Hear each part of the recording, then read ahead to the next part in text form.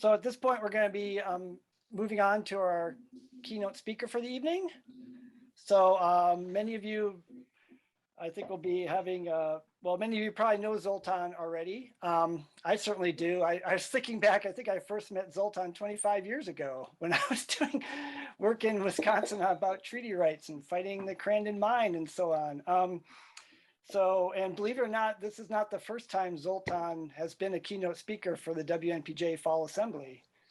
I remember him being the keynote speaker back in 1998 at the Fall Assembly, talking about building coalition alliances to fight the Crandon mine. So this is a really, and that was a successful struggle. So it's exciting to have Zoltán share some of his thoughts with us. And of all the people who I've met in my time here in Wisconsin, probably, well, Zoltán for sure, and then Winona LaDuke and Walt Brissett are probably the people who have taught me the most about Native sovereignty, treaty rights, the importance of that in our struggles here. So it's great to have Zoltán with us. For those who may not know, he is now out in Evergreen College in Washington State, professor of geography, Native studies there.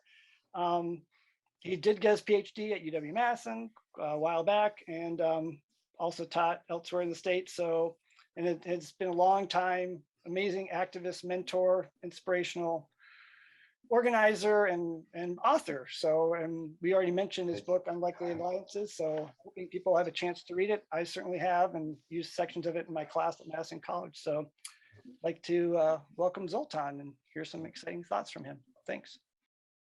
I'm Zoltán Grossman, professor of geography and native studies at the Evergreen State College in Olympia, Washington, and a longtime activist from Wisconsin, covering both states in Unlikely Alliances, Native Nations, and White Communities Joined to Defend Rural Lands. My book is about alliances between tribes and their rural white neighbors, particularly farmers, ranchers, and fishers, some of whom had been opponents of Native treaty rights.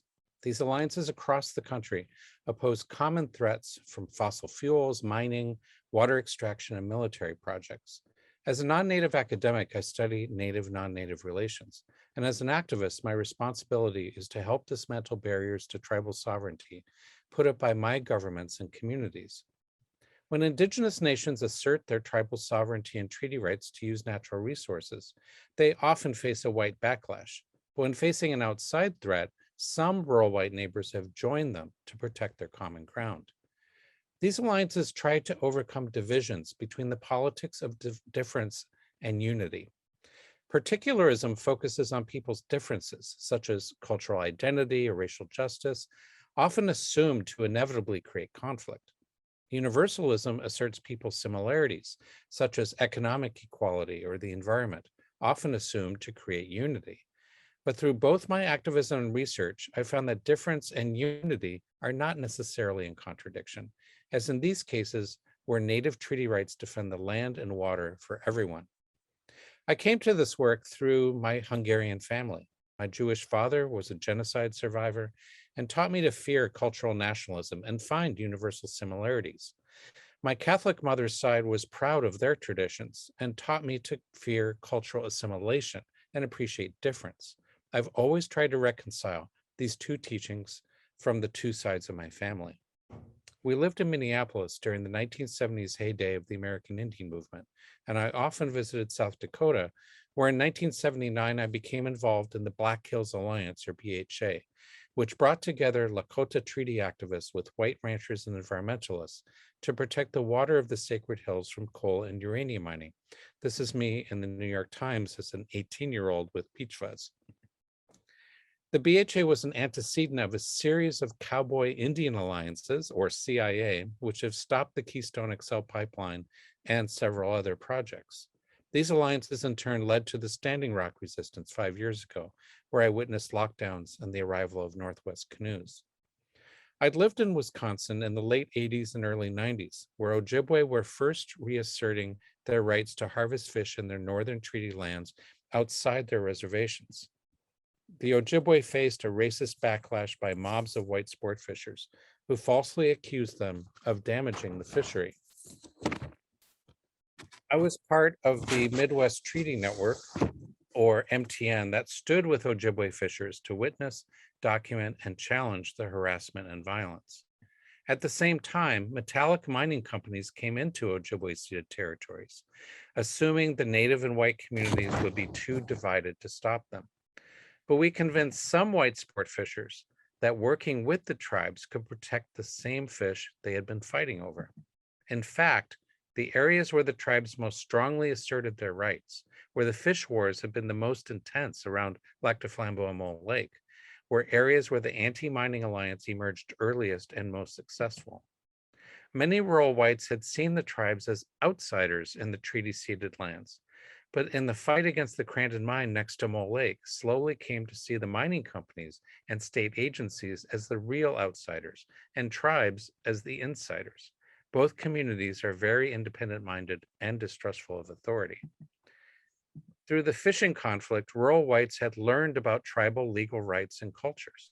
So it opened the path to cooperation to halt huge mining projects such as the Crandon mine in 2003. Leaders who most strongly asserted treaty rights often were the first to build bridges to rural white neighbors, such as Walt Brissett, who said, "We have more in common with the anti-Indian people than we do with the state of Wisconsin."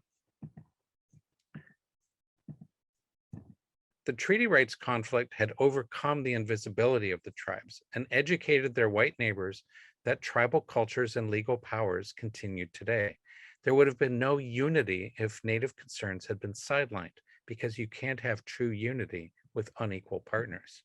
So in this way, the particularist treaty rights conflict opened the path to universalist environmental cooperation. As Fran Van Zyl told us, "This is my home. When it's your home, you try to take good care of it, including all the people in it." The Crandon mine defeat and site purchase by Mole Lake and Potawatomi was nothing short of a miracle.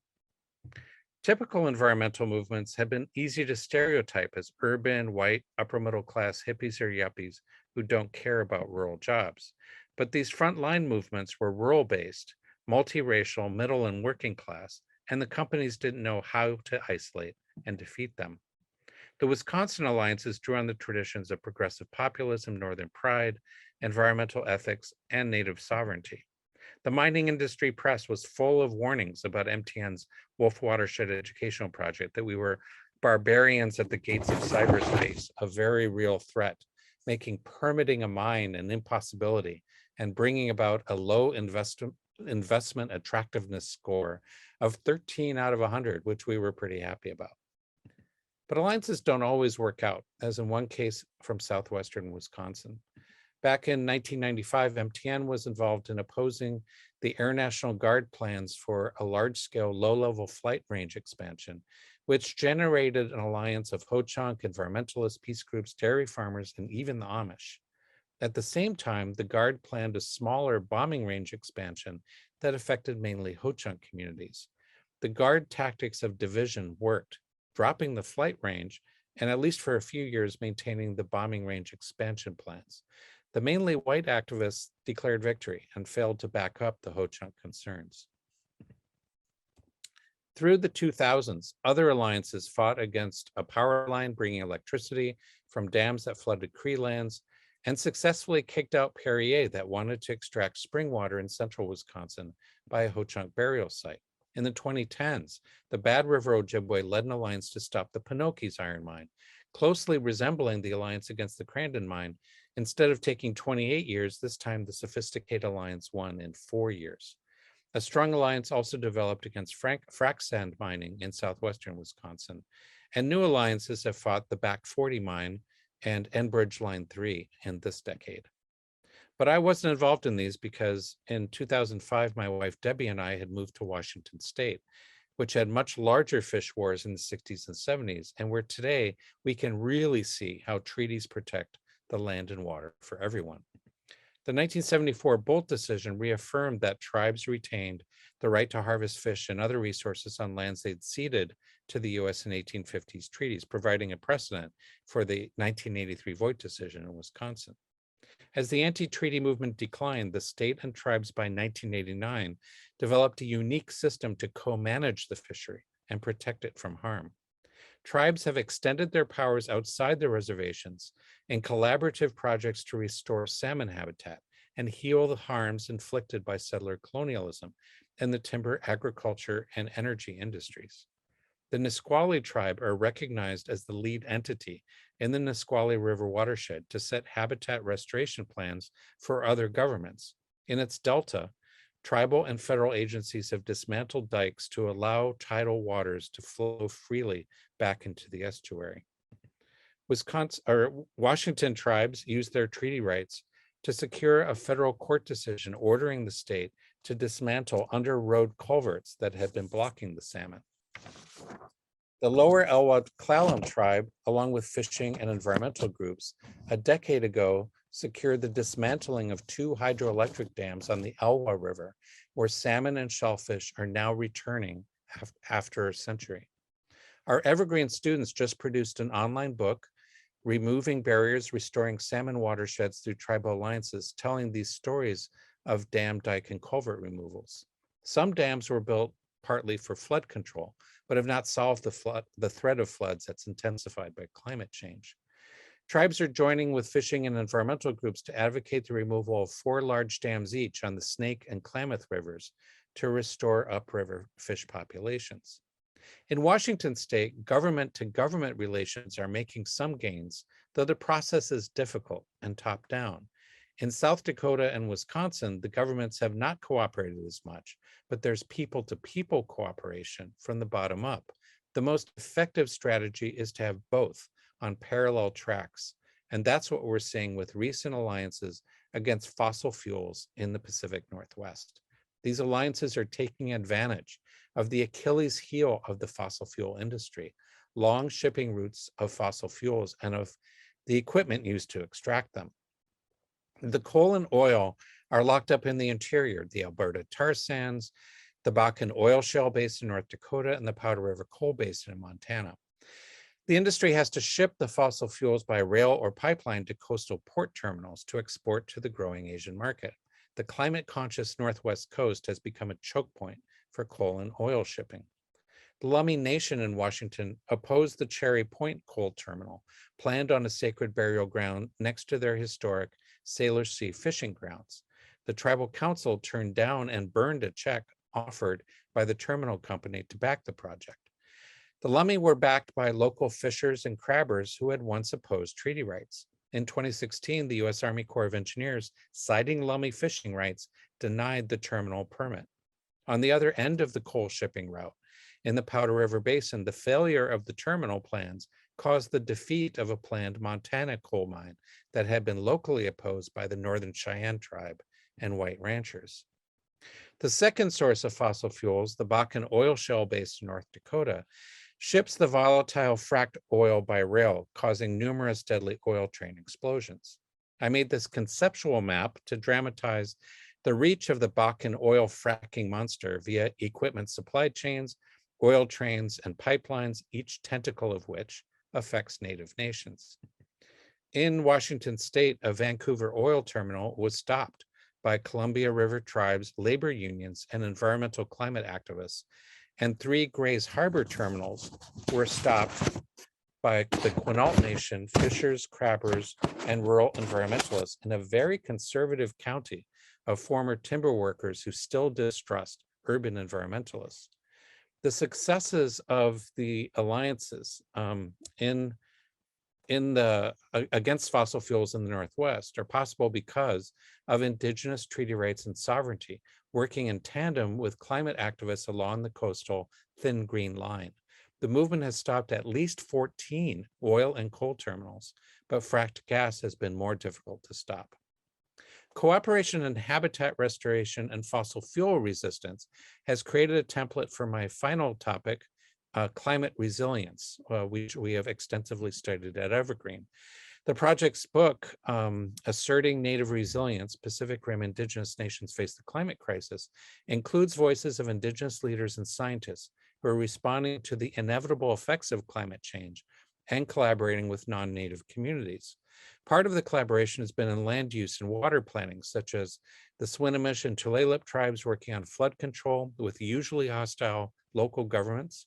Instead of just waiting for the UN or the feds to create one big climate solution, the tribal approach has been at the watershed scale to stitch together local solutions into a larger quilt of resilience.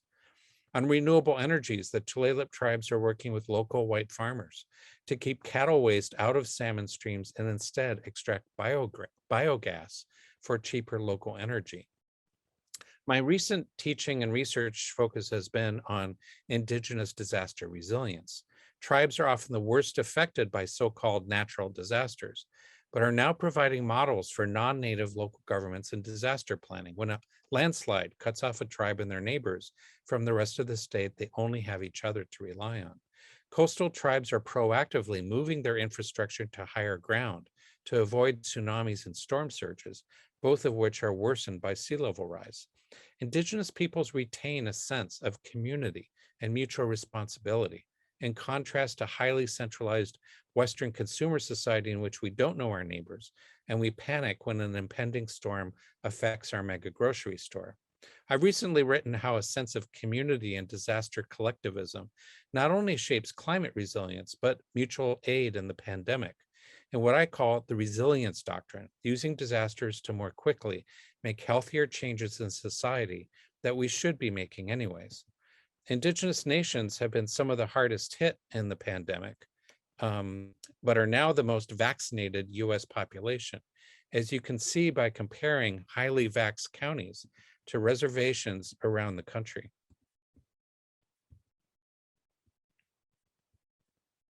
And some tribes in Washington are sharing their excess vaccines with non-native neighbors in schools. So in conclusion, I found that three factors can create powerful native, non-native alliances. The first is a common sense of place, how sacred the landscape is viewed, even if in very different ways, and how cultural education can last beyond the alliance's immediate issues. Alliances also need a common sense of purpose, including a common enemy in a corporation or government agency, but also recognizing how tribal legal and economic powers from gaming has helped equalize the relationship beyond a shaky unity of unequal partners.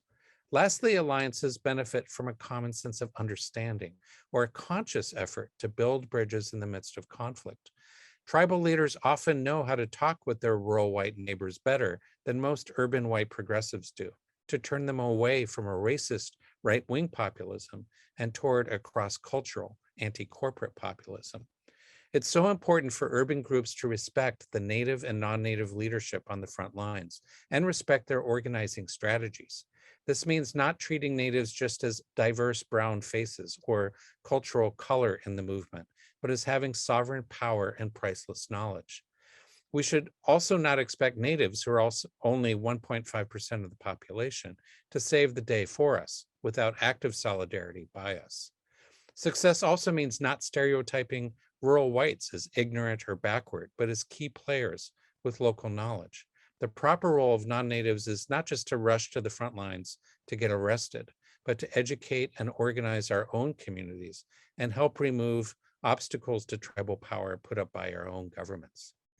So this is my contact info and the three books I mentioned, which I'll also drop in the chat in the Q&A.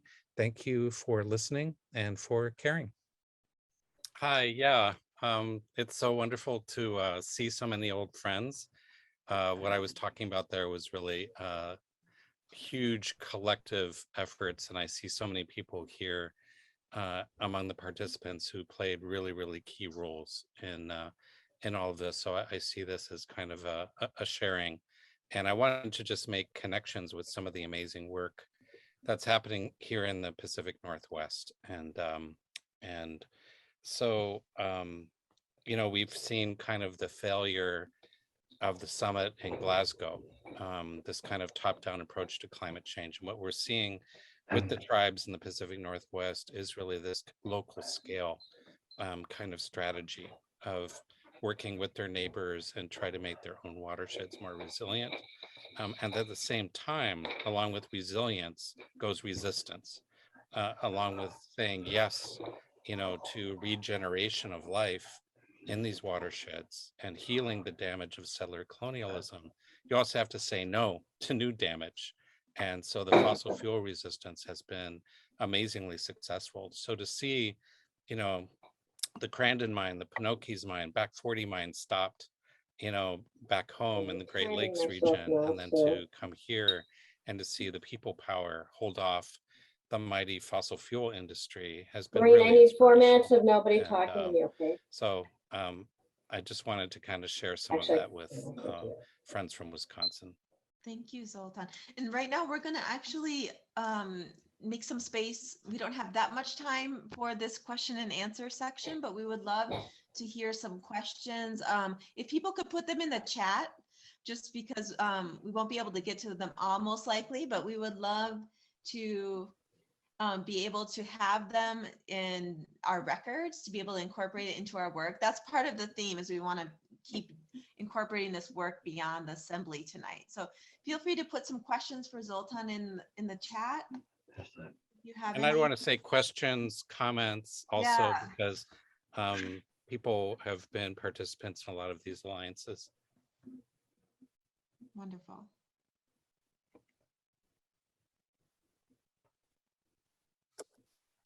I see a question from Tracy. Yeah. It says, how can you give to us, like myself, involved in other issues, what is a short, direct way my union can help? And where are you located, Tracy? I'm located in Madison, but our union is statewide. And I just want to say that with the pandemic and everything, but it's also like my nurses and my retirees were very active in many things. But it's like, this is, how do we help out when this is not our only issue? And I'm not suggesting that other people here tonight have only one issue, but what can we just do? What can we get done that we can help with? Thank you, Tracy. Zoltán, did you want to respond? Well, John Peck actually has a great answer, which is what I was thinking about, is that pension fund investments, to see what potential fund investments are involved in fossil fuels, for instance. Like, the divestment movement really cuts across a lot of these divisions. But what you're talking about has special resonance in the Pacific Northwest, because even going back to 1999, I know Dana was here for the WTO protests, and really this growing of a blue-green alliance, blue collar and environmental, but also engaging now in Indigenous solidarity, is that basically unions do have power. And so when we're talking here, for instance, at the ports, some of the main reasons these fossil fuel projects were canceled is because the labor unions oppose them. The firefighters union, the dock workers union, the train engineers.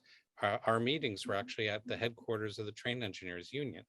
And so when unions get involved, it scares the corporations. Let's just put it that way. And even if it's expressions of solidarity, showing up at rallies when it's not about your issue, then people are going to be more likely to come and support you as well. A really great book that came out of here is by Fred Rose, called Coalitions Across the Class Divide. And it talks both about the peace and environmental movement working in more working class communities, and vice versa, how the peace and environmental movements can take up kind of working class concerns as well. So that book has had a lot of influence on me, and I think a lot of the activists in this region. Well, thank you, Zoltán. I just want to say that I am part of my retirees group, and we're a local group, and we're very small, but we try to do good stuff. And I know my union, SEIU, does a lot of stuff. They're larger and they can do stuff that makes more of a difference. But I just remember when I was a nurse that I worked with the Ho Chunk and others in terms of trying to educate healthcare workers about the differences in cultural identity of healthcare services and whatever. Anyway, but thank you so much. Thank you. And so I have another question. It's from Shell Grossman, and it says, Zoltán mentioned the importance of the treaties, but I have seen concerns about treaty rights due to the challenges to the ICWA. Do you, Zoltan, have concerns about the treaties? And if so, what can we do? Well, the Indian Child Welfare Act is a whole huge concern now because it seems to be so under attack. And this is kind of related to the question of boarding schools, but it's about adoptions of Native children. And I'm not quite sure how treaty rights, concerns about treaty rights due to the challenges, but I know that tribes have really asserted their authority in trying to keep Native kids within Native families. So I'm not exactly sure what the concerns about treaties are specifically. I was seeing Steve's question about Oklahoma. Oklahoma is a whole world unto itself. And I am very much aware that the oil and gas industry is quite powerful in Oklahoma. But I guess also the plug about my college, the Evergreen State College, is interdisciplinary. And so we try and integrate a lot of these questions of kind of land and people. And we have a very strong connection to indigenous nations in the Pacific Northwest and around the Pacific Rim. Just today was the celebration of the anniversary of our Longhouse Cultural Center. So if anyone wants to study these kinds of issues, this is a great place to do it. Okay, there's so many good questions, and thank you for writing them in the chat because we really do want to keep these for future reference. And they're going so fast, I can't see who wrote this one, but it says, the cases you shared are truly inspiring. How would you link this Native White Alliance work to WMPJ adopting the Just Alliance or Just Transition framework and building alliances with community of color more broadly, communities of color? Yeah, as I mentioned earlier, I mean, the idea of just transition sometimes is put, and the Green New Deal is kind of put sometimes in terms of jobs and green jobs that could be generated. I think that is an important aspect of it, but I think that there are so many other aspects. For instance, a lot of what I'm interested in now is disaster planning. And so the idea of just transition is that you are building towards a better community, a better country, a better world, at the same time as you're resisting. And I think that communities of all kinds are drawn more to a positive vision of the future than they are to simply critiquing the system that we have now. You need to do both. You need to say yes and you need to say no. But you know, when Native communities are giving models to non-Native communities about how to deal with things like climate change, one of the reasons I pre-recorded the talk is we've had so many power outages because of windstorms and rain and trees toppling into power lines. I couldn't even rely on having electricity. So, and this is a college, right? This is a relatively well-off community. A lot of rural communities really have to worry about these very practical day-to-day things. So sometimes when it's not just on ideological level, but on a practical day-to-day level, that's when you have a resonance and an ability to build alliances. And I think Mike's example of the hog farm and St. Croix voting against it is a great example. You can't ignore a hog farm. It's not something you're just reading about. It's not something you're just, you know, caring about because you saw an article or you know, a film or something like that. It's something that is there and is something that needs to be dealt with. And that's sometimes when people move. I don't think people should be frustrated that, well, you know, there isn't a particular alliance around something for the moment. It's kind of waiting and building bridges when you have the opportunity to do it. Wonderful. Thank you so much, Zoltan. I know this was very short, and we appreciate you being here and providing all of this knowledge. And I'm eager to keep learning how everyone is interconnected with this work. And I know you said a lot of people have little parts of the puzzle. So yeah, I'll put a few more things in the chat there, some other resources or things that I could provide.